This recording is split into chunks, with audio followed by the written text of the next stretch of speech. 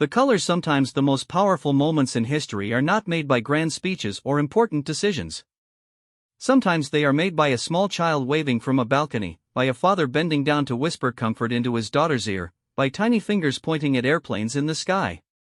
These are the moments that remind us that even in the grandest palaces, behind the tallest gates, there are families just like ours.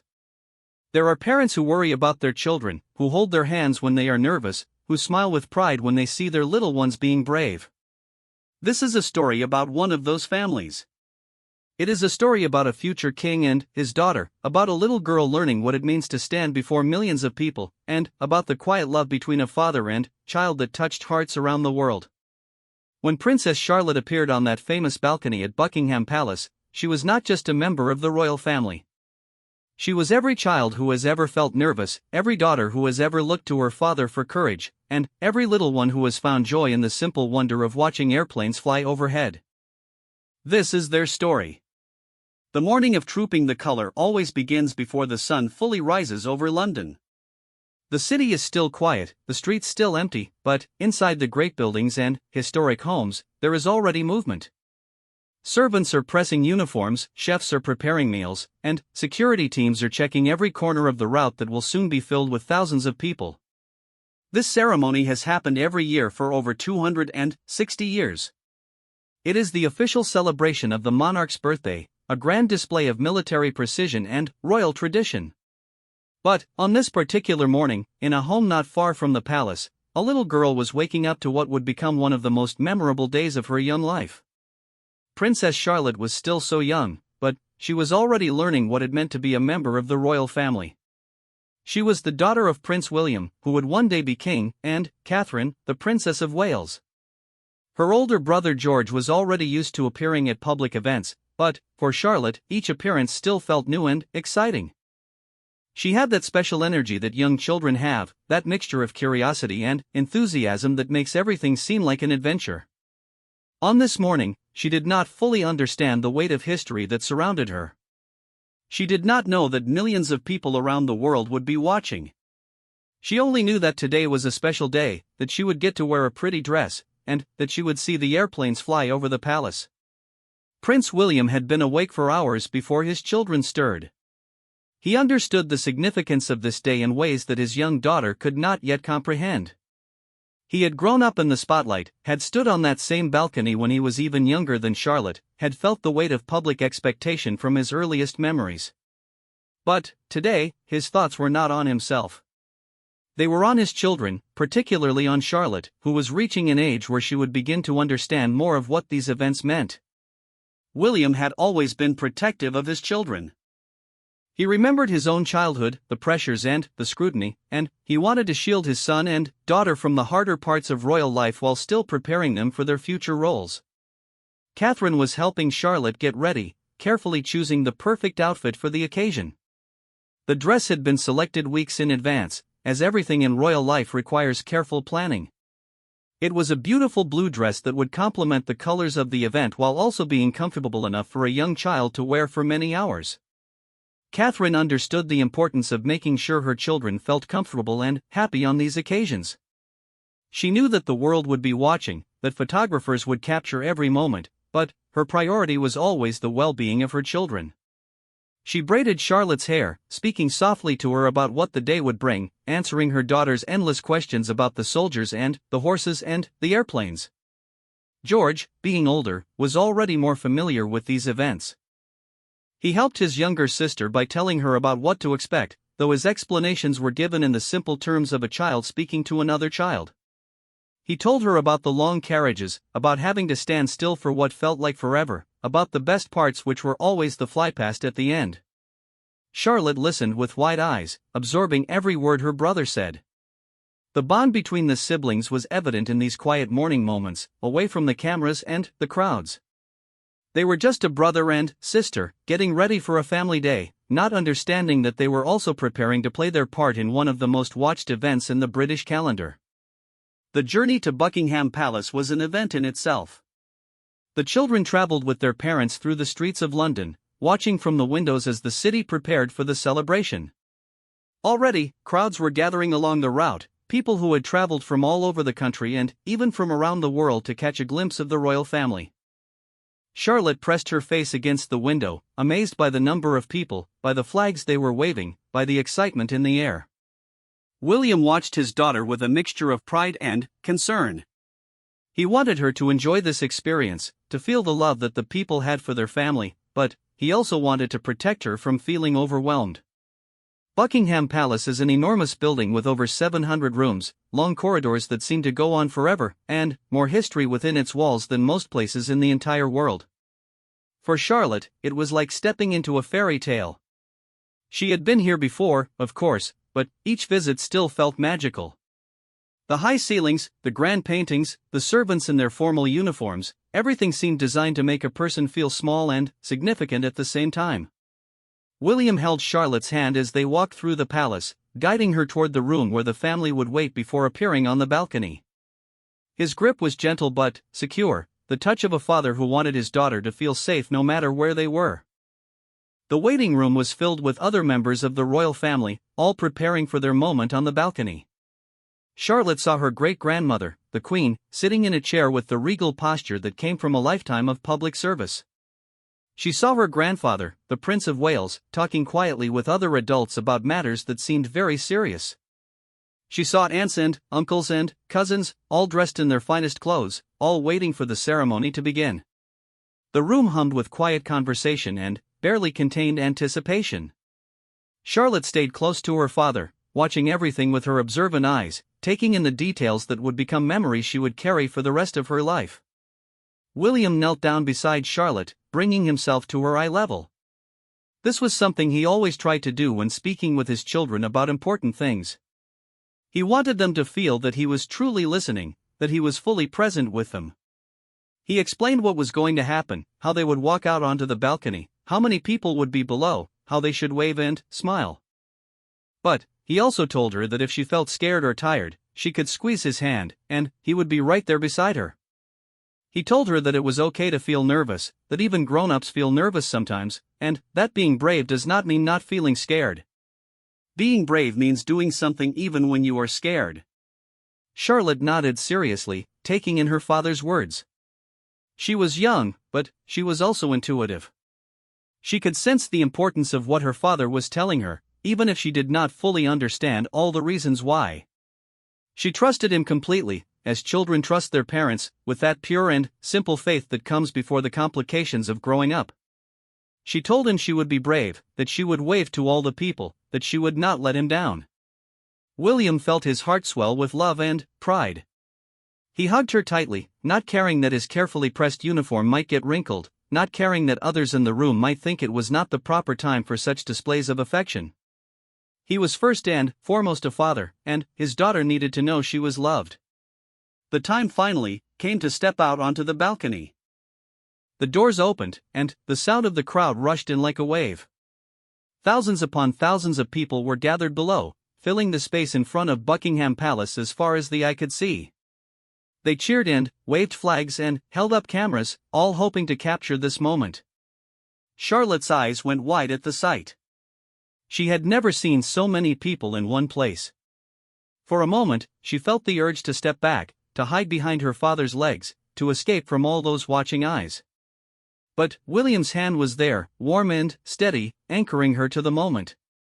He guided her gently forward, standing beside her so that she was never alone. The balcony itself was not very large, just a narrow strip of stone overlooking the magnificent crowds below. The royal family arranged themselves in a specific order, following protocols that had been established over many generations. The Queen stood in the center, with the most senior members of the family closest to her.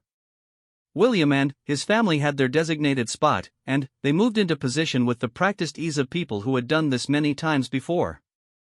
Charlotte found herself standing near the edge of the balcony, looking out at a sea of faces that seemed to stretch to the horizon. The noise was incredible, a constant roar of cheers and shouts and applause that seemed to vibrate through her entire body.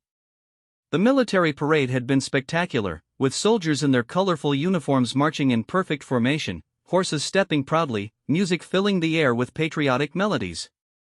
But, for many of the spectators, both those gathered in person and those watching from home, the highlight was always the balcony appearance. There was something deeply moving about seeing the royal family standing together, a living symbol of continuity and tradition in a world that was constantly changing. And, on this day, the presence of the young children added an extra layer of emotion to the occasion.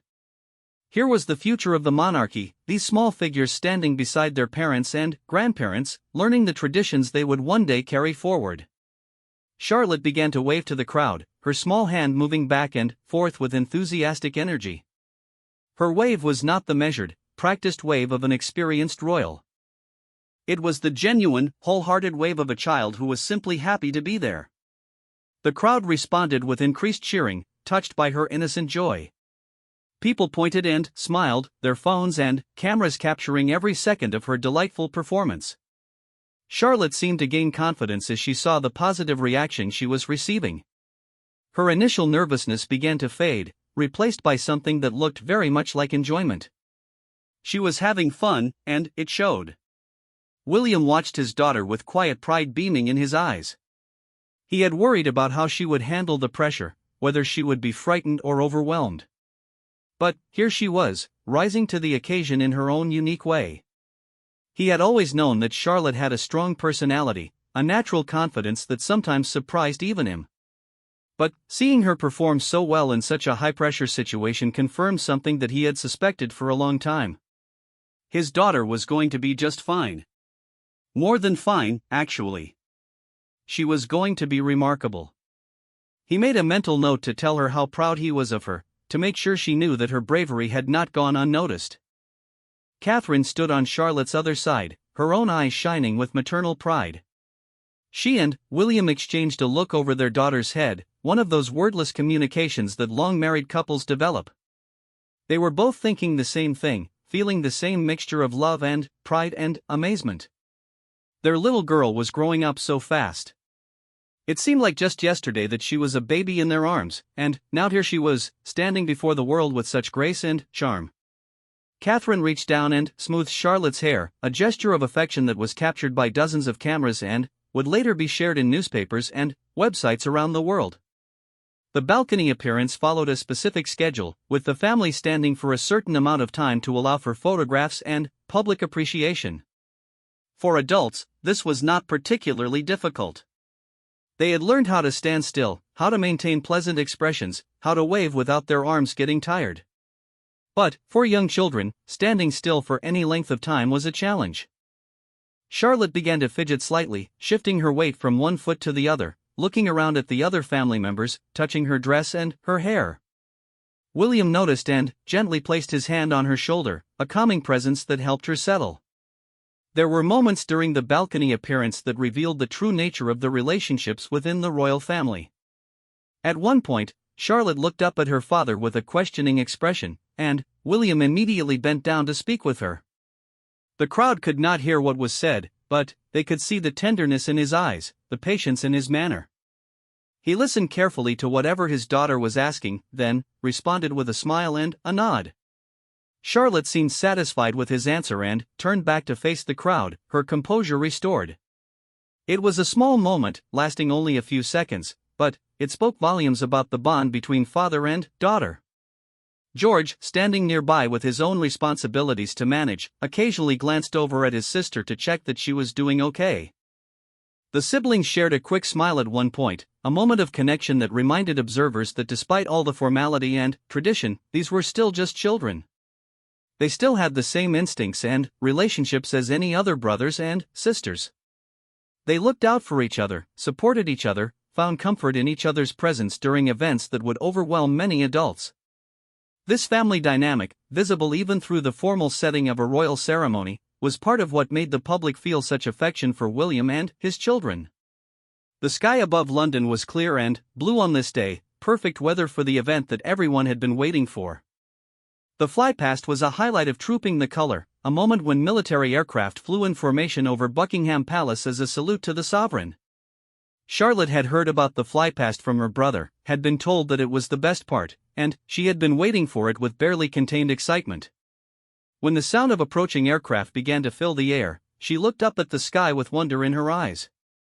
Her mouth fell open in amazement as the first planes appeared, sleek and powerful, trailing streams of colored smoke behind them. William pointed up at the aircraft, directing his daughter's attention to specific planes that he thought she would find interesting. He explained what kind of planes they were, using simple words that a young child could understand. Charlotte was enthralled, her earlier nervousness completely forgotten. She clapped her hands in delight, bounced slightly on her feet, and made excited sounds that were lost in the roar of the engines overhead. This was the pure, unfiltered joy of a child experiencing something wonderful, and it was beautiful to behold. The cameras captured every second, preserving this moment of father-daughter connection for posterity. The Red Arrows, Britain's famous aerobatic display team, were the stars of the flypast. They flew in perfect formation, their red, white, and blue smoke painting patterns across the sky. Charlotte watched with fascination as the planes seemed to dance through the air, performing maneuvers that looked impossible. She pointed at them excitedly, tugging on her father's sleeve to make sure he was seeing what she was seeing. William smiled and nodded, sharing in his daughter's wonder even though he had seen many flypasts in his life. Through her eyes, it felt new again. That was one of the gifts of parenthood, the way children could remind you to see the magic in things you had begun to take for granted. As the final aircraft disappeared into the distance, their sound fading to a memory, the moment on the balcony began to wind down. The Queen gave a final wave and began to move back inside the palace, signaling that the appearance was coming to an end. The other family members followed in order of precedence, the formal structure of royal life asserting itself once again. Charlotte did not want to leave. She was enjoying herself and would have been happy to stay on the balcony all day. But William gently guided her toward the doors, explaining that there would be more fun activities inside, that the day was not over yet. She went reluctantly, casting one last look at the crowds below before disappearing into the palace. Inside, away from the cameras and the public eye, the family atmosphere was more relaxed. Charlotte immediately began talking about everything she had seen, her words tumbling over each other in her excitement. She talked about the planes and the soldiers and the horses and the crowds. She talked about how much fun waving had been, about how many people had waved back at her. William listened to every word, encouraging her to share her experience, validating her feelings and observations. He told her that she had done wonderfully, that he was so proud of her, that she had been the bravest girl on the whole balcony. Charlotte beamed at the praise, standing a little taller, feeling the warm glow of parental approval. There was a private celebration after the public ceremony, with food and drinks and the chance for the family to relax together. Charlotte was still full of energy, running around with her brother and cousins, playing games that only children could invent. William watched her with a contented smile, grateful for these moments of normalcy within a life that was anything but normal. He had worked hard to give his children as ordinary an upbringing as possible, despite the extraordinary circumstances of their birth. Days like this, when they could play and laugh and just be children, were precious to him. He knew that the demands on them would only increase as they grew older. Catherine joined her husband, and they stood together watching their children play. They talked quietly about how well the day had gone, about the moments that had moved them, about their hopes and fears for the future. They were a true partnership, these two, a team that had weathered many storms and emerged stronger for it. Their love for each other and for their children was evident in every interaction, every glance, every touch. The public saw them as the future of the monarchy, but, to each other, they were simply William and Catherine, parents trying to do their best for the children they adored. The afternoon brought more activities and more family time. Charlotte had a chance to change out of her formal dress into more comfortable clothes, which she seemed to appreciate greatly. She asked her father many questions about the ceremony, about why things were done in certain ways, about when she could do it again. William answered patiently, always taking her questions seriously, never dismissing them as childish. He believed that children should be treated with respect, that their curiosity should be encouraged, that their concerns should be addressed. This was the kind of father he had always wanted to be, and every day he worked to live up to that ideal. As the day drew to a close and the excitement of trooping the color began to fade into memory, William took a moment to reflect on what had happened. He thought about his daughter on the balcony, waving to the crowds with such innocent enthusiasm. He thought about the flypast and the wonder in her eyes. He thought about all the small moments of connection between them, the hand-holding and the whispers and the shared smiles. These were the moments that mattered most to him, more than any title or position or responsibility. These were the moments that made everything worthwhile. That night, after Charlotte had been bathed and dressed for bed, William sat with her to say goodnight. She was tired after the long day but still buzzing with residual excitement. She talked about her favorite parts of the day, which mostly involved the airplanes and the cheering crowds. She asked if she could do it again soon, if there were more ceremonies coming up, if she could wear her pretty dress again. William laughed softly and promised her that there would be many more opportunities to stand on the balcony. He kissed her forehead and told her he loved her, and she hugged him tightly before settling down to sleep. As William left his daughter's room, he paused in the doorway for a moment, looking back at her peaceful face in the dim light. She looked so small and so vulnerable, this little girl who would one day have to bear enormous responsibilities. But she was also strong and brave and full of spirit, and he believed with all his heart that she would rise to meet whatever challenges came her way. He would be there to guide her, to support her, to love her unconditionally through everything. That was his promise to her, spoken and unspoken, a commitment that he renewed every single day.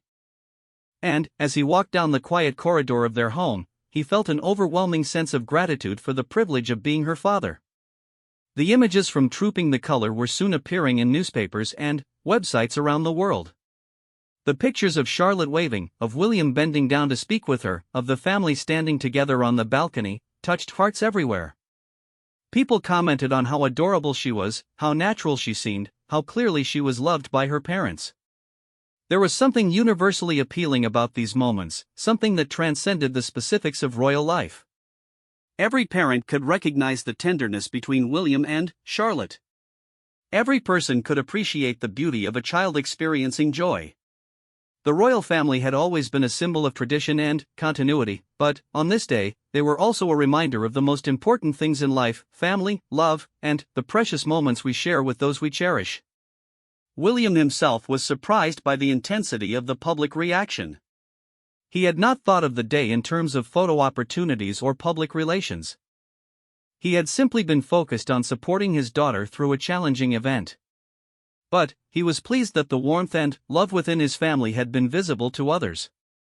He hoped that these images would remind people of what really mattered, that they would bring a moment of happiness to people going through difficult times, that they would show that even in the highest positions, there was still room for simple human connection.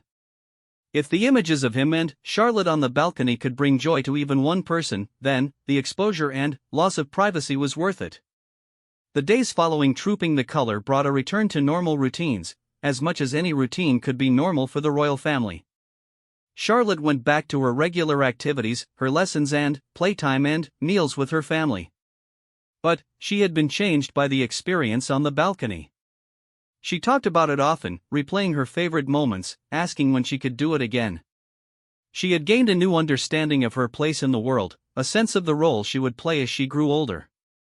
It was just the beginning of a long journey, but it was an important first step. And she had taken it with her father by her side, exactly as it should be. The following years brought more balcony appearances and more opportunities for Charlotte to grow into her role.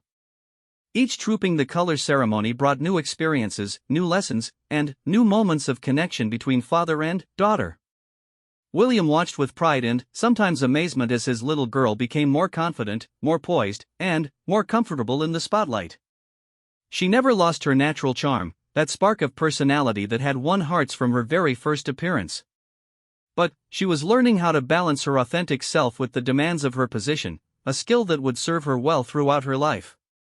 The public continued to adore Charlotte, following her appearances with keen interest and affection. There was something about her that captured people's imagination in a way that went beyond her royal status. Perhaps it was her expressiveness, the way her face showed every emotion so clearly. Perhaps it was her spirited nature, the glimpses of a strong personality that occasionally broke through the formal settings. Perhaps it was simply the universal appeal of watching a child grow up, of sharing in the milestones and moments that mark the passage from babyhood to childhood to youth. Whatever the reason, Charlotte had become one of the most watched children in the world, and her appearances were always highly anticipated. William was always conscious of the pressure that this attention could place on his daughter. He remembered his own childhood, the relentless scrutiny that had followed him and his brother from their earliest years. He had seen how that pressure could affect people, how it could shape and, sometimes, distort their development. He was determined to protect Charlotte from the worst of it, to give her as normal a childhood as possible while still preparing her for her future responsibilities. It was a delicate balance, and he worked hard to get it right. Every decision about her public appearances was made with her well-being as the first priority. Catherine was William's partner in this effort, and, together they developed strategies to support their children through public events. They always made sure that the children understood what was expected of them, that they knew they could always come to their parents if they were feeling overwhelmed, that they knew they were loved regardless of how they performed. This foundation of security gave Charlotte the confidence to be herself, even in the most formal settings. She knew that her parents would always be there for her, that their love was not dependent on her behavior or performance. This unconditional support was the bedrock of her growing confidence. One particular Trooping the Color stands out in the memory of those who followed the royal family. Charlotte was a bit older now, more aware of the significance of the occasion, more capable of understanding the responsibilities that came with her position. But she was still a child, and she still had moments of childlike behavior that delighted the watching crowds. During the balcony appearance, she became engaged in a quiet but animated conversation with her brother George. The two siblings were obviously discussing something of great importance to them, their heads bent together, their expressions serious. William noticed and gently reminded them to face forward, to acknowledge the crowds. But there was a smile on his face as he did so, a recognition that his children were just being children, even in this extraordinary setting. The flypast on that day was particularly spectacular, with a large formation of aircraft flying in perfect coordination over the palace. Charlotte watched with the same wonder she had shown at her first Trooping the Color, her face tilted up toward the sky, her eyes tracking the planes as they passed overhead. But now she had more context for what she was seeing. William had been teaching her about the different types of aircraft, and she could identify some of them by name. She pointed out her favorites to her father, demonstrating her new knowledge with evident pride. William praised her correct identifications, encouraging her interest and validating her learning. There was a moment during that ceremony that perfectly captured the relationship between William and Charlotte. As the crowd cheered particularly loudly, Charlotte suddenly reached for her father's hand, seeking reassurance in the face of the overwhelming noise. William responded instantly, wrapping his fingers around hers and giving a gentle squeeze. He looked down at her with such tender concern, checking that she was okay, ready to provide whatever support she needed. Charlotte smiled up at him, reassured by his presence, and turned back to the crowd with renewed confidence. It was a small moment, lasting only seconds, but it said everything about the bond between them. The photographs from that moment were widely shared, with people commenting on the obvious love and protection that William showed toward his daughter. Many parents recognized themselves in that moment, that instinct to reach out and hold your child's hand when they are feeling uncertain. It was a reminder that despite all the formality and tradition of royal life, these were real people with real emotions and real relationships. William was not just a future king. He was a father, and, in that moment, his role as a father was the only thing that mattered. Charlotte's personality continued to shine through in her public appearances. She had a natural expressiveness that cameras loved, and her reactions were often the most entertaining part of any event. When she found something amusing, her smile lit up her entire face. When she was bored, it was equally obvious, and photographers delighted in capturing her honest expressions. William and Catherine tried to help her maintain appropriate composure, but they also appreciated her authenticity. In a world of carefully managed public images, Charlotte's genuine reactions were refreshing and endearing. There were also more serious moments, times when the weight of her position seemed to rest on her young shoulders. During solemn parts of ceremonies, Charlotte would grow quiet and still, her face taking on a thoughtful expression that seemed beyond her years. William could see in those moments that his daughter understood more than she let on, that she was absorbing the significance of the events even as she experienced them. He wondered what thoughts were going through her mind, what conclusions she was drawing about her life and her future. He knew that as she grew older, there would be many conversations to have about duty and responsibility and the unique challenges of their position. The summer following one particularly memorable Trooping the Color was filled with family activities and private moments that helped the children recover from the intensity of public events. William and Catherine were committed to giving their children experiences that had nothing to do with royalty, chances to just be kids without the weight of expectation. They went on holiday together, spent time outdoors, engaged in the simple pleasures that all families enjoy. Charlotte flourished in these settings, her energy finding outlets in running and playing and exploring. William cherished these times, knowing how precious they were and how important for his children's development. During one of these family holidays, Charlotte asked her father why so many people wanted to see them on the balcony. It was a simple question, asked with the directness of a child, but it touched on profound issues of tradition, monarchy, and public expectation. William took his time answering, wanting to give his daughter a response that was honest but also age-appropriate. He explained that their family had been serving the country for a very long time, that people felt a connection to them, and that appearing on the balcony was one way of honoring that connection. He told her that the people who gathered outside the palace were showing their support and love, and that waving to them was a way of saying thank you. Charlotte thought about this for a while, her young mind processing the information. Then, she asked if the people would be sad if they did not appear on the balcony. William felt a swell of emotion at her question, at the compassion and consideration it revealed. He told her yes, that people would be disappointed if the family did not appear, that it was something many people looked forward to all year. Charlotte nodded seriously and said that she was glad they did it then, that she would not want to make people sad. In that simple exchange, William saw the beginning of his daughter's understanding of service and duty, the earliest seeds of the commitment that would guide her adult life. The next Trooping the Color arrived with all the usual preparation and anticipation. Charlotte was now old enough to participate more fully in the preparations, to understand the timeline of the day and the expectations for her behavior. She took her responsibilities seriously, wanting to do well not just for herself but for her family and for the people watching. William noticed this shift in her attitude and was proud of the maturity she was showing. But he also wanted to make sure she did not feel too much pressure, that she remembered that she was still allowed to be a child. He reminded her that the most important thing was that she enjoy herself, that everything else was secondary. The ceremony that year was particularly grand, marking a significant anniversary. There were more troops, more bands, more spectacle than in typical years. Charlotte watched everything with wide eyes, taking in the pageantry with evident appreciation.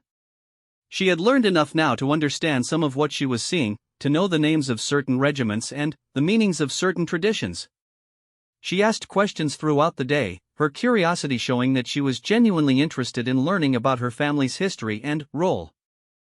William answered every question patiently and thoroughly, pleased by his daughter's engagement with their heritage. The balcony appearance that year felt different somehow, more significant. Perhaps it was the anniversary being celebrated, or perhaps it was just the natural progression of Charlotte's growth and development. But, as William stood beside his daughter, looking out at the enormous crowd, he felt a profound sense of connection to the past and to the future. His own father had stood on this balcony, and his grandmother before that, going back generations. And, one day, his children and their children would stand here too, continuing the tradition. Charlotte was part of this unbroken chain, and, watching her wave to the crowds, William felt the weight and privilege of their position more keenly than ever.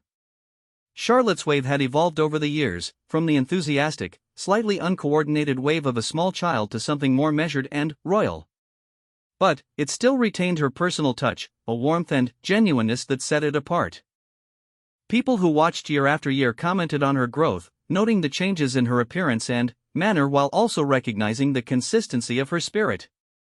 She was clearly becoming a young lady, but she was also clearly still Charlotte, with all the charm and character that had won hearts from her first appearance. This balance of growth and continuity was exactly what William and Catherine had hoped for. There were funny moments too, the kind of incidents that remind everyone that royal events involve real people with all their imperfections.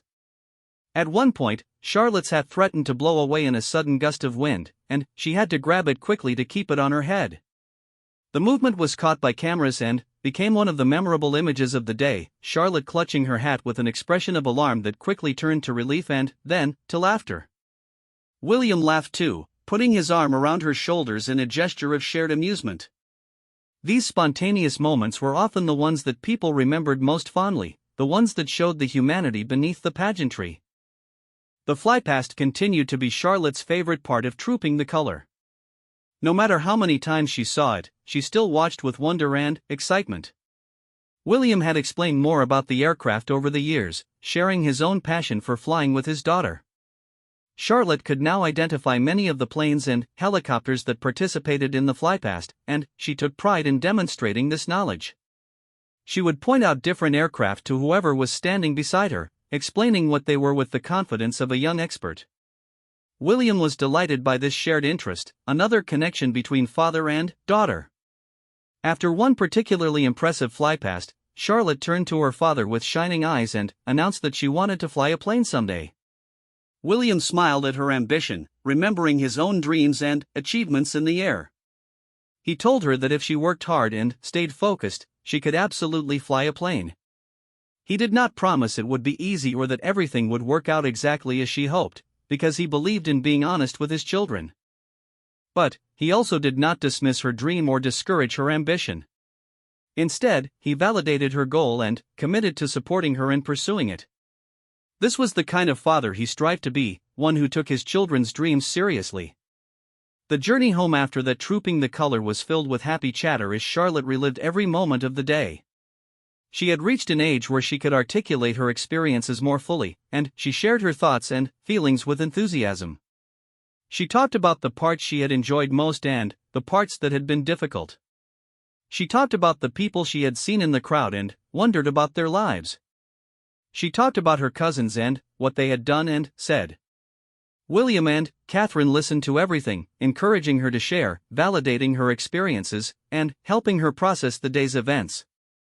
That night, after the excitement had settled and the household had grown quiet, William again sat with Charlotte at bedtime. Their ritual had evolved as she had grown older, but the core of it remained the same. They talked about the day, about what had gone well and what she might do differently next time. They talked about her feelings and her thoughts. And they talked about how proud William was of her, how much he loved her, how nothing she could do would ever change that. These conversations were the foundation of their relationship, the regular deposits into an emotional bank account that would sustain them through whatever challenges lay ahead. As Charlotte grew, so did her understanding of her position and its implications. She began to ask more sophisticated questions, to engage more deeply with the issues of monarchy and service and public life. William welcomed these conversations, though they were sometimes challenging. He believed that his children deserved honest answers, even about difficult topics. He wanted to prepare them for reality, not shelter them from it. But he also wanted to give them hope, to help them see the positive aspects of their position alongside the challenges. It was a constant balancing act, and he did his best to get it right. One evening, Charlotte asked her father if he ever wished he was not a prince. It was a question that cut to the heart of their situation, a question that William himself had grappled with throughout his life. He took his time answering, wanting to be truthful without being discouraging. He told her that there had been times when he had wished for a different life, times when the pressure and scrutiny had felt overwhelming. But he also told her that he had come to appreciate the unique opportunities their position provided, the ability to help people, to make a difference, to serve something larger than themselves. He told her that he would not change who he was or who she was, because they were meant for this path. Charlotte listened thoughtfully, processing her father's words.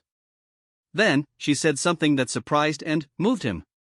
She said that she was glad she was who she was, because it meant she had him as her father.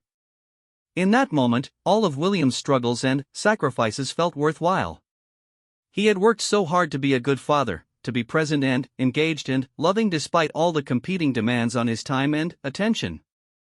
And here was his daughter, affirming that his efforts had made a difference, that she valued their relationship above everything else. He hugged her tightly, too emotional to speak, hoping that she could feel through that embrace everything he wanted to say. The public continued to follow Charlotte's appearances with interest and affection, though William and Catherine carefully managed her exposure to protect her privacy and well-being. Each Trooping the Color brought new observations about how she was growing and changing. People commented on her height, her poise, her increasingly sophisticated style. They noted how she interacted with her siblings, how she responded to different situations, how she seemed to be developing into a confident young person. The interest was not always welcome, but William and Catherine understood that it came from a place of genuine care and connection. There were challenges along the way, of course. Growing up in the public eye is never easy, and there were moments when the attention felt intrusive or the expectations felt burdensome. Charlotte had inherited her father's sensitivity, and sometimes the scrutiny weighed on her. During these difficult times, William was always there to provide support and perspective. He shared his own experiences of dealing with public attention, offering strategies that had worked for him. He reminded her that she did not have to be perfect, that she was allowed to have bad days, that her worth was not determined by public opinion. These conversations helped Charlotte develop resilience, a quality she would need throughout her life. The summer following a particularly challenging year brought a much-needed break from public duties. The family retreated to their private homes, away from cameras and crowds, where they could simply be together. William used this time to reconnect with each of his children, to strengthen the bonds that sometimes got stretched thin by busy schedules and public obligations. With Charlotte, he went on long walks and had long talks, discussing everything from her interests and hobbies to her concerns and fears. These conversations deepened their relationship and gave William insight into his daughter's inner world. During one of these walks, Charlotte told her father about a moment at Trooping the Color that had bothered her. She said that someone in the crowd had shouted something negative, and it had stayed with her. She could not understand why anyone would say something mean, and it had made her feel sad and confused. William's heart ached at her words, hating that she had experienced this taste of the criticism that came with public life. He explained that most people were kind and supportive, but that there would always be some who were not. He told her that the most important thing was not to let negative voices define her experience, to focus on the many positive interactions rather than the few negative ones. Charlotte nodded, seeming to understand, but William could tell that the incident had affected her more than she was letting on.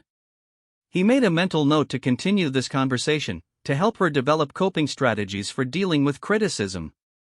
It was one of the harder lessons of their position, learning to withstand negativity without letting it harden you or diminish your natural warmth. William had struggled with this himself over the years, and he wanted to give his daughter the tools he had developed, saving her some of the pain he had experienced in learning them for himself. The next Trooping the Color arrived, and Charlotte approached it with a mixture of anticipation and apprehension.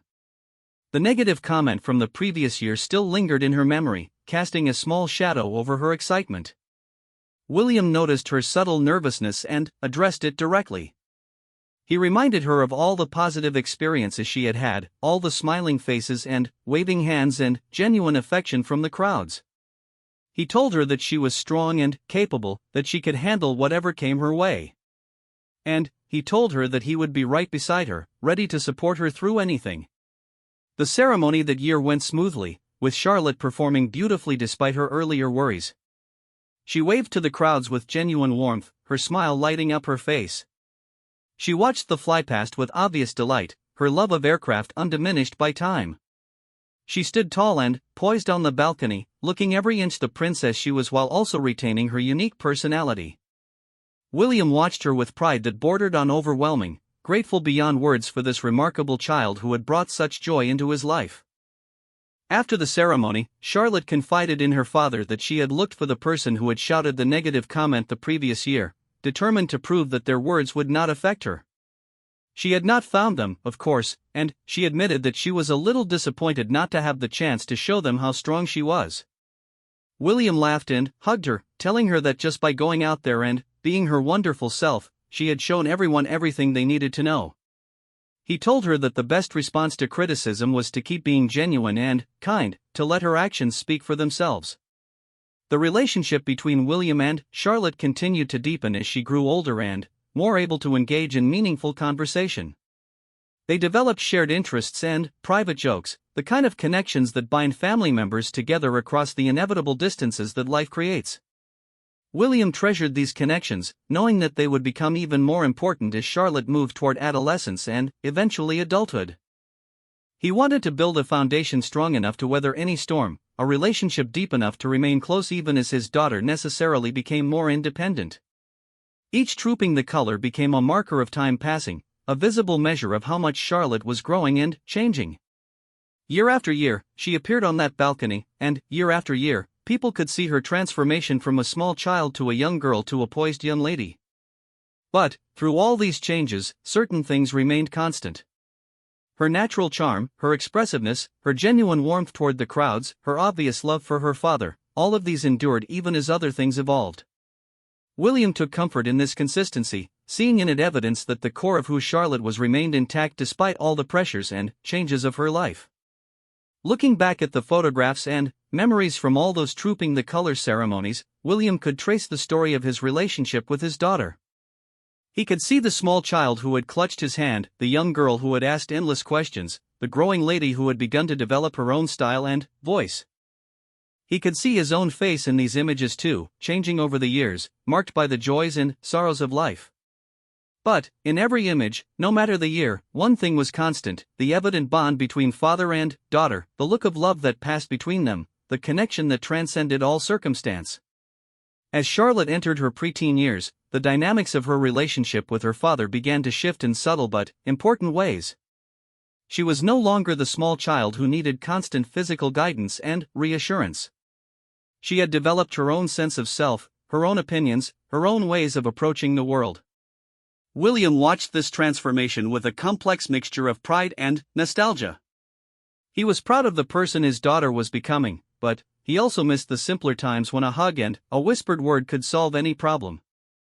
This was the bittersweet nature of parenting, watching your children grow into independence while wishing you could hold on to them just a little longer. The Trooping the Color ceremonies of these years reflected Charlotte's growing maturity. She no longer needed her father to explain what was happening or to guide her through each moment. She understood the ceremony now, knew what to expect, and could navigate the day with increasing independence.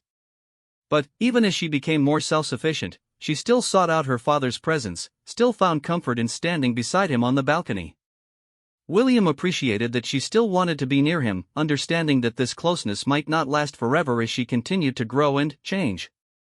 There was one ceremony during this period that brought an unexpected challenge. The weather, which was usually at least cooperative for Trooping the Color, turned threatening just as the balcony appearance was about to begin. Dark clouds gathered overhead, and there was a genuine possibility of rain. The ceremony organizers debated whether to proceed with the balcony appearance or to cancel it due to the weather. In the end, they decided to proceed, and the royal family stepped out onto the balcony under ominously gray skies. Charlotte looked up at the clouds with an expression that mixed concern with amusement. She was old enough now to appreciate the irony of standing outside waiting for rain while thousands of people watched. She caught her father's eye and rolled her own eyes slightly, a subtle gesture that made William smile despite his own concerns about the weather. This shared moment of humor, invisible to most of the crowd, was exactly the kind of connection that made their relationship special. They could communicate without words, sharing observations and reactions through the subtle language that develops between close family members. The rain held off, though just barely, and the ceremony continued without incident. But the threatened weather had added an element of tension to the day that was reflected in everyone's demeanor. When the flypast began and the skies remained clear enough for the aircraft to perform their salute, there was an almost audible sigh of relief from everyone on the balcony. Charlotte watched the planes with her usual delight, but there was an added appreciation this time, a recognition that things could have gone differently. She understood now that these ceremonies were not guaranteed, that circumstances could intervene, that nothing should be taken for granted. After the ceremony, Charlotte and William talked about the near miss with the weather. Charlotte observed that it must be difficult to plan these events when so much depended on things that could not be controlled. William agreed, using the opportunity to share a broader lesson about life. He told her that while they could not control many things that affected them, they could control how they responded. They could prepare as well as possible, adapt when circumstances changed, and maintain their composure whatever happened. These skills would serve her well not just in ceremonial duties but in all areas of life. The public's fascination with Charlotte continued to grow as she approached adolescence. Magazine covers and news articles speculated about her future, her personality, her interests, her place in the royal succession. William and Catherine worked hard to shield their daughter from the more intrusive aspects of this attention, but they knew they could not protect her completely. They focused instead on helping her develop a healthy perspective on fame and public interest, teaching her to take it in stride without letting it affect her sense of self-worth or her happiness. Charlotte proved remarkably resilient in the face of this attention. She had grown up with it, after all, and, in some ways it was simply part of her normal. She did not seek out publicity or try to attract attention, but neither did she shy away from her responsibilities or try to hide from the cameras. She had found a middle ground that allowed her to fulfill her role while maintaining her authenticity. William was incredibly proud of this balance, recognizing how difficult it was to achieve and how easily it could be lost. One year, there was a significant change in the composition of the balcony for Trooping the Color. The passing of older members of the family and the arrival of new ones had shifted the lineup, and Charlotte found herself in a more prominent position than in previous years. This increased visibility came with increased expectations, and William could see that his daughter felt the weight of it. He talked with her before the ceremony, acknowledging the added pressure while also expressing his confidence in her ability to handle it. He reminded her that she had been preparing for moments like this her entire life, that she had all the skills and support she needed to succeed. The ceremony that year was beautiful, with Charlotte carrying herself with a poise that impressed everyone who watched. She seemed to have grown up suddenly, as if the increased responsibility had accelerated her maturation. She waved to the crowds with elegant grace, watched the flypast with dignified appreciation, and conducted herself throughout the day with impressive composure. William watched her with eyes that were perhaps a little misty, seeing in her not just his little girl but the woman she was becoming. It was a preview of the future, a glimpse of the princess and, eventually, the woman she would be. After that ceremony, many people commented on Charlotte's transformation. They noted how grown-up she seemed, how naturally she had stepped into her more prominent role. William and Catherine were pleased by the positive reception but also conscious of not putting too much emphasis on public opinion. They praised Charlotte for her behavior while also reminding her that their love and pride were not dependent on how well she performed in public.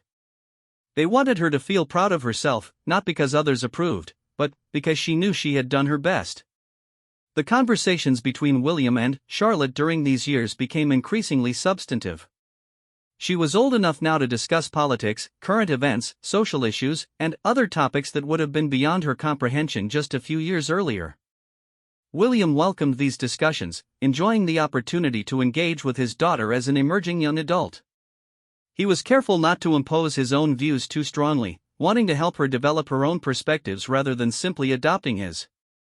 But he was also honest about what he believed and why, modeling the kind of thoughtful engagement with the world that he hoped she would embrace.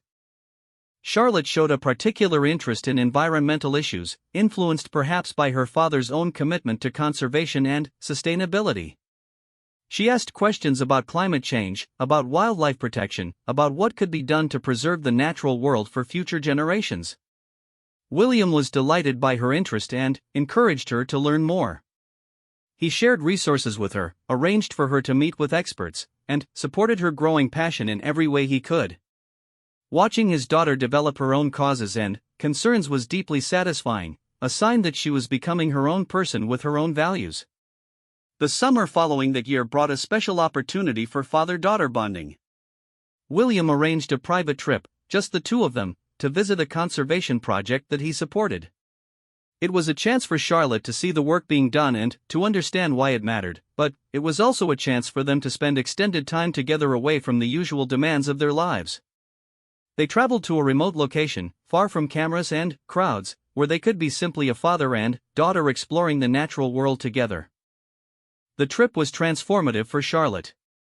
She saw firsthand the challenges facing endangered species and the dedicated people working to protect them. She held baby animals, helped with feeding and care, and learned about the complex ecosystems that supported all life on Earth. She asked endless questions, her natural curiosity finding abundant fuel in this rich environment. William watched her engagement with satisfaction, recognizing in her the same connection to nature that had driven his own conservation work. He hoped that this seed, planted now, would grow into a lifelong commitment. Around the campfire one evening, far from the lights and sounds of civilization, Charlotte asked her father what he hoped for her future. It was a big question, the kind that could only be asked in the intimate setting they had created. William thought carefully before answering. He told her that his deepest hope was that she would be happy, truly happy, whatever path she chose. He told her that he hoped she would find meaningful work, genuine connections, and a sense of purpose. He told her that he hoped she would stay true to herself, maintaining her authenticity and kindness even as life presented its inevitable challenges. And he told her that whatever happened, he would always be there for her, supporting her and loving her without condition. Charlotte listened quietly, her eyes reflecting the flickering firelight. Then, she told her father that she hoped she could make him proud, that she could live up to the example he had set. William felt emotion surge through him at her words. He told her that she already made him proud, that she had made him proud every single day of her life, and that nothing she could do would ever diminish that pride. He told her that being her father was one of the greatest honors of his life, and that watching her grow into the person she was becoming filled him with joy beyond words.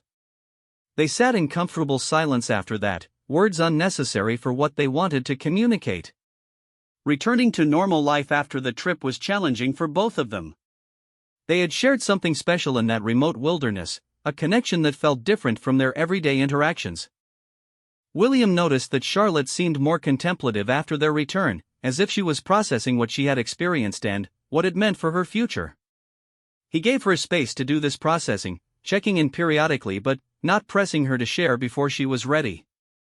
He understood that some experiences needed time to settle, that their full impact only became clear gradually. The next Trooping the Color felt different in the wake of their trip together. Charlotte seemed more grounded somehow, more secure in her sense of who she was and what she cared about. She performed her role beautifully, as always, but there was a new depth to her presence. She waved to the crowds not as a child fulfilling expectations but as a young woman who understood her position and was choosing to embrace it. William saw this shift and understood its significance. His daughter was growing up, and she was growing up well. There were lighter moments too, of course. Charlotte's sense of humor, which she had inherited at least partly from her father, continued to provide levity in even the most formal settings. She had a talent for seeing the absurdity in situations and finding ways to enjoy herself even when circumstances might suggest solemnity. William appreciated this quality, knowing how important it was to maintain a sense of humor when life was often serious and demanding. He encouraged her to keep laughing, to find joy wherever she could, to never lose her playful spirit even as she took on greater responsibilities. One particularly memorable moment came during a ceremony when Charlotte noticed a small child in the crowd who was crying, presumably overwhelmed by the noise and the crowds. Charlotte caught the child's eye and made a funny face, trying to distract and amuse them from her position on the balcony. The gesture was noticed by those nearby and later became widely discussed as an example of Charlotte's natural empathy and kindness. William had not seen the moment as it happened, but when he learned about it later, he felt tremendous pride. His daughter had seen someone in distress and had instinctively tried to help. This was exactly the kind of person he had hoped she would become. The relationship between Charlotte and her siblings also evolved during these years, with natural changes in dynamics as they all grew older. George, as the eldest, was increasingly focused on his own preparation for his future role. Louis, the youngest, was still very much a child with childlike concerns and interests. Charlotte occupied the middle position, old enough to understand much of what George was experiencing but young enough to still engage with Louis on his level. She became a bridge between her brothers in some ways, translating and mediating and connecting across the natural divisions of age and circumstance. William observed these sibling dynamics with interest, remembering his own relationship with his brother at similar ages. He knew how important these bonds could be, how much support siblings could provide each other when facing the unique challenges of their position. He encouraged closeness between his children, creating opportunities for them to spend time together and develop their relationships independent of parental involvement. He hoped that as adults, they would remain close, supporting each other through whatever life brought. The Trooping the Color ceremonies became increasingly significant as markers of the passage of time. Each year brought visible changes in all three children, and the photographs from each ceremony served as a timeline of their growth and development. Charlotte's transformation was particularly striking, her journey from small child to young woman documented in images that were viewed and shared around the world. William sometimes looked at these photographs himself, marveling at how quickly time had passed and how much had changed. There were challenges during these years that tested the family's resilience. Health concerns, public controversies, and personal difficulties all left their marks. But, through everything, the core of the family remained strong. William and Catherine's partnership provided stability for the children, a consistent foundation from which they could navigate whatever storms came their way. Charlotte, like her brothers, learned from watching her parents how to face adversity with grace and determination. These lessons, absorbed through observation rather than explicit instruction, were among the most valuable of her education. One particularly difficult period came when someone close to the family faced a serious health crisis. Charlotte was old enough to understand the gravity of the situation and young enough to feel its full emotional impact. William found her crying one evening, overwhelmed by fear and sadness. He held her and let her cry, not trying to fix anything or minimize her feelings. He told her it was okay to be scared, okay to be sad, okay to feel whatever she was feeling. He told her that being brave did not mean not having these emotions. It meant experiencing them and moving forward anyway. That conversation marked a deepening of their relationship, a recognition that Charlotte could handle difficult truths and emotional complexity. William had always been protective of his children, wanting to shield them from pain and hardship. But he also knew that protection could not be absolute, that eventually they would face difficulties that he could not prevent. The best he could do was prepare them, give them the emotional tools to cope, and be there to support them when challenges arose. Charlotte's ability to process and move through this difficult period showed that his approach was working. The health crisis eventually resolved positively, and life returned to something like normalcy. But the experience had changed things, as such experiences always do. Charlotte emerged with a new appreciation for the fragility of life and the importance of cherishing the people she loved. She hugged her father more tightly after that, held his hand more often during public appearances, expressed her love more freely and frequently. William noticed these changes and welcomed them, understanding their source and sharing the underlying feeling. The summer following that difficult year was particularly precious. The family made a conscious effort to spend time together, to create positive memories that would balance the difficult ones. Charlotte was an active participant in planning activities and choosing experiences, her growing maturity reflected in her contributions to family decisions. William valued her input and made sure she knew her voice mattered. This was part of his larger project of preparing her for adulthood, for a life where she would need to make important decisions and have her opinions respected. As Charlotte's teen years progressed, she began to develop a more sophisticated understanding of her public role and its requirements. She learned about media relations, about public perception, about the careful balance between accessibility and privacy that royal life required. William was her primary teacher in these matters, sharing lessons he had learned through his own experience and sometimes through his own mistakes. He was honest about the challenges and frustrations of public life while also helping her see its opportunities and rewards. The Trooping the Colors ceremonies continued to be highlights of the royal calendar, and Charlotte's appearances continued to attract significant attention. But she had learned to take this attention in stride, to perform her role without being defined by it. She waved and smiled and watched the fly past with genuine enjoyment, but she also maintained an inner core of selfhood that was not dependent on public approval. William was immensely proud of this achievement, knowing how difficult it was to accomplish and how important for her long-term well-being. One ceremony during these years coincided with a significant personal milestone for Charlotte, and the family found ways to acknowledge this privately even while fulfilling their public duties. William gave her a special gift that morning, something meaningful that connected to conversations they had shared over the years. Charlotte was deeply moved by the gesture and the thought behind it. It was a reminder that no matter how public their life might be, there were private moments and private meanings that belonged only to them. Looking back over these years of growth and change, William could see the continuous thread of his relationship with his daughter running through every phase. From the tiny child who had clutched his hand at her first balcony appearance to the young woman who now stood confidently beside him, Charlotte had grown tremendously while remaining fundamentally herself. Her kindness, her humor, her authenticity, her warmth, all the qualities that had made people love her from the beginning were still present, matured but not diminished. William felt grateful beyond words for the privilege of watching this development and for the role he had played in supporting it. The father-daughter bond between William and Charlotte had become something that the public recognized and appreciated. When they stood together on the balcony, the affection between them was visible and touching. People saw in their relationship something that transcended royalty, something universally human and deeply moving. William did not perform this affection for the cameras. It was simply who they were, how they related to each other, the natural expression of years of love and connection. That it touched others was a bonus, but it was not the purpose. The purpose was simply love, expressed through presence and attention and care. The teenage years brought new dimensions to Charlotte's personality and new challenges for her parents to navigate. Like all adolescents, she was developing her own identity, testing boundaries, and seeking greater independence. William understood that this was a natural and necessary part of growing up, but that did not make it easy to experience as a parent.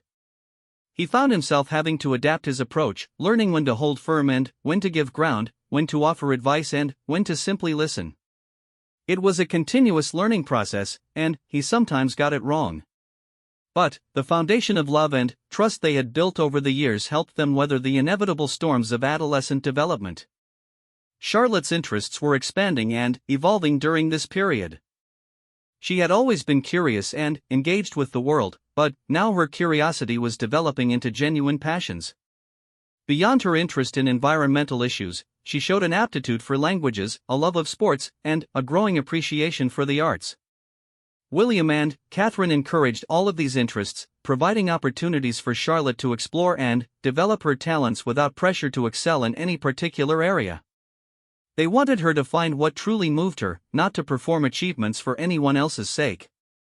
The Trooping the Colors ceremonies of these years showed a Charlotte who was increasingly comfortable in her role. She had developed her own style of engaging with the event, honoring traditions while also bringing her own personality to the occasion. Her outfits were now chosen with her input, reflecting her developing sense of personal style. Her interactions on the balcony showed both maturity and warmth, the combination of dignity and accessibility that the best public figures achieve. William watched her with the pride of a father who could see his daughter becoming everything he had hoped she would be. There was one ceremony that stood out during this period for a moment of unexpected spontaneity. As the family was preparing to leave the balcony, Charlotte suddenly turned back to give one more wave to the crowd, a gesture that was entirely her own decision rather than part of any protocol. The crowd responded with enthusiastic cheering, touched by this personal connection. William, who had already begun moving toward the doors, turned back to see what was happening and smiled when he saw his daughter giving her impromptu extra wave. It was a small thing, but it captured something essential about who Charlotte was, someone who genuinely cared about the people she was there to serve. The public response to that moment was overwhelmingly positive. People praised Charlotte for her warmth and authenticity, for being willing to break with protocol in service of human connection. William discussed it with her afterward, acknowledging that while protocol existed for good reasons, there was also value in spontaneous gestures that came from the heart. He told her that being a good public figure meant finding the balance between following rules and following instincts, between tradition and innovation. Charlotte listened thoughtfully and said that she had just wanted the people to know she appreciated them. William could not have been more proud of her reasoning. As Charlotte moved through her teenage years, the conversations between father and daughter became increasingly sophisticated. They discussed philosophy, history, politics, and ethics, exploring ideas together with genuine intellectual engagement. William discovered that his daughter had developed strong opinions on many topics and was not afraid to express them, even when they differed from his own. He welcomed this independent thinking, knowing that she would need her own compass to navigate the complex world she would inherit. Their debates were sometimes spirited, but always respectful, modeling the kind of civil discourse that William believed was essential to a healthy society. There were also moments of genuine teenage rebellion, times when Charlotte pushed back against the constraints of her position or the expectations placed upon her. William understood these impulses, remembering his own struggles with the limitations of royal life. He tried to give her room to express her frustrations while also helping her understand why certain rules and expectations existed. It was not always a comfortable process, and there were occasions when voices were raised and doors were slammed. But these conflicts were always followed by reconciliation, by honest conversations about what had happened and why. William never wanted his daughter to feel that disagreement meant disconnection. One particularly challenging period came when Charlotte became aware of negative comments about her on social media. Despite her parents' efforts to shield her from online criticism, she had inevitably encountered some of it through friends or accidental exposure. The experience was painful for her, the sting of reading unkind words about herself from strangers who did not know her at all. William found her upset one evening and spent hours talking with her about how to process and cope with public criticism. He shared his own experiences, his own strategies for maintaining self-esteem in the face of negativity. It was one of the hardest conversations they had ever had, but also one of the most important. William explained to Charlotte that public criticism was an unavoidable part of their life, and that the only real question was how to respond to it. He told her that she could not control what others said about her, but she could control what she believed about herself and how much power she gave to negative voices. He encouraged her to focus on the opinions of people who actually knew her, who had earned the right to their judgments through relationship and investment. He told her that most critics were speaking from their own pain or insecurity, and that their words said more about them than about her. Charlotte listened and gradually began to feel better, armed with new perspectives to help her cope. The next trooping the color after the difficult period felt like a triumph for Charlotte. She appeared on the balcony with confidence and grace, her smile genuine and her demeanor relaxed. She waved to the crowds without any visible trace of the insecurity she had been feeling. William watched her with profound relief and pride, knowing how hard she had worked to reach this point. He had told her that the best response to critics was to keep being herself, to let her actions speak for themselves. And here she was, doing exactly that, showing the world who she really was rather than being diminished by those who wished to tear her down. The relationship between William and Charlotte during these years was characterized by a new kind of equality. She was no longer a child who needed protection and guidance but a young adult who was becoming a partner and confidant. William found himself relying on her perspective more and more, valuing her insights and opinions on matters both personal and public. Charlotte, in turn, seemed to appreciate being treated as a capable person whose views mattered. This shift in their dynamic was healthy and natural, a sign that their relationship was evolving appropriately as she grew. There were still moments of pure father-daughter affection, of course. Despite her growing maturity, Charlotte still enjoyed spending time with her father, still sought his advice and comfort when she was troubled, still laughed at his jokes and teased him about his quirks. William treasured these moments of connection, knowing that they might become less frequent as she continued to grow and develop her own independent life. He made a conscious effort to be available, to prioritize their relationship even when other demands pressed upon him. He had learned from observation and experience how easy it was to let precious relationships slip away through inattention. One summer during this period, William and Charlotte embarked on another special trip together, this time to visit historical sites related to their family's history. They toured castles and palaces, walked through battlefields and gardens, explored the places where their ancestors had lived and ruled and sometimes died. For William, it was an opportunity to share his love of history with his daughter and to help her understand the long legacy of which she was a part. For Charlotte, it was a chance to connect more deeply with her heritage and to gain perspective on her own position within the sweep of time. The trip included visits to places that held personal significance for William, sites connected to his mother and her memory. Charlotte was old enough now to understand the complexity of her father's feelings about his childhood and about the loss that had shaped so much of his life. They had honest conversations about Diana, about what William remembered and what he wished Charlotte could have known. These conversations were emotional but also healing, allowing William to share a part of himself that he usually kept private. Charlotte listened with compassion and asked thoughtful questions, showing the emotional intelligence that had always been one of her gifts. Returning from that trip, Charlotte seemed to carry with her a deeper sense of her place in the world.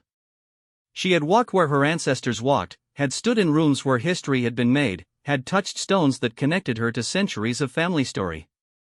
This visceral connection to the past gave her a new appreciation for the present and a clearer vision of the future.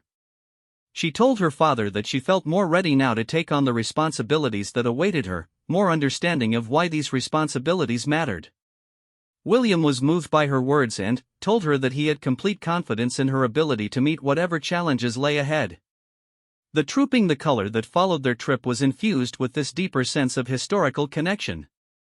As Charlotte stood on the balcony, she thought about all the people who had stood there before her, all the hands that had waved from the same spot, all the eyes that had looked out over the same view. She felt the weight of tradition in a new way, not as a burden but as a privilege, a connection to something larger than herself. William could see the shift in her bearing, the quiet confidence that came from understanding her place in a long story. It was exactly what he had hoped their trip would achieve. There were also lighter moments during these years, times when the family simply enjoyed being together without the pressure of public expectation. Charlotte continued to be close to her brothers, their relationships evolving as all three grew older. George, preparing for his own significant future, sometimes came to Charlotte for advice or perspective, recognizing her unique ability to understand his situation while also being outside it. Louis, still younger, Luke,